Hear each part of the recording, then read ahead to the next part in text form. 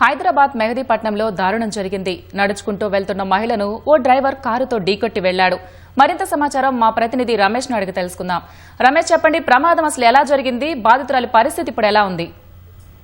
మెహదీపట్నం జరిగిన రోడ్డు ప్రమాదంలో అక్కడే మహిళకు సంబంధించి కూడా నడుచుకుంటూ వెళ్తున్న మహిళను అతి వేగంగా వచ్చి ఇన్నోవా కారు ఢీకొట్టడంతో కూడా ఆమె అక్కడికక్కడ తీవ్ర గాయాలు కావడంతో కూడా స్థానికంగా ఉన్న వాళ్ళు అందరూ కూడా దగ్గరలో ఉన్న ప్రైవేట్ హాస్పిటల్కి తరలించడం జరిగింది. అప్పటికే ఆమె ఆరోగ్య పరిస్థితి విషయంగా ఉందన్న వైద్యులు ఆమెకు ట్రీట్మెంట్ కూడా అందించడం జరిగింది. అయితే కొద్దిసేపటి కిందనే ఆమె మృతి చెందినట్లుగా పోలీసు అధికారులు అయితే ధృవీకరించినట్టు తెలుస్తుంది. అయితే ఈ రోజు ఉదయం 8 గంటల ప్రాంతాల్లో కూడా ఈ ప్రమాదం చోటు చేసుకోవడం జరిగింది. ఆమె ఒక హాస్పిటల్ సంబంధించి కూడా నర్సుగా పనిచేస్తున్నట్లు కూడా అధికారుల దర్యాప్తులు అయితే వెలుగులోకి రావడం జరిగింది.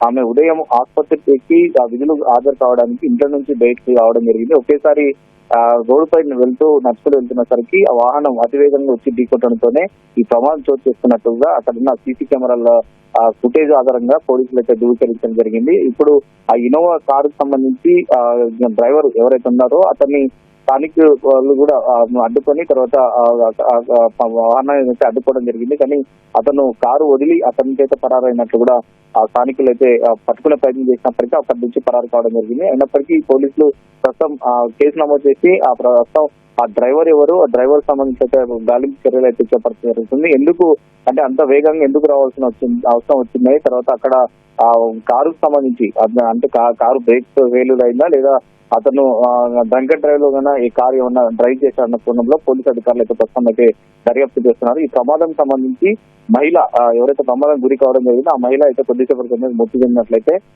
పోలీసు అధికారులు ధృవీకరించినట్టు తెలుస్తుంది. మొత్తం మీద ఈ ప్రస్తుతం అంటే కేసు నమోదు చేసి ఆ డ్రైవర్ ఎవరున్నారు, ఆ డ్రైవర్ పైన కూడా రిటర్న్ రన్ కేసు అయితే పెట్టే అవకాశం ఉంది. ప్రస్తుతం ఆ డ్రైవర్ అయితే ప్రస్తుతం అయితే గమనించినట్లయితే చేసి తర్వాత అతన్ని అదుపులో తీసుకుంటామని చెప్పి పోలీసు అధికారులు అయితే చెప్తున్న పరిస్థితి.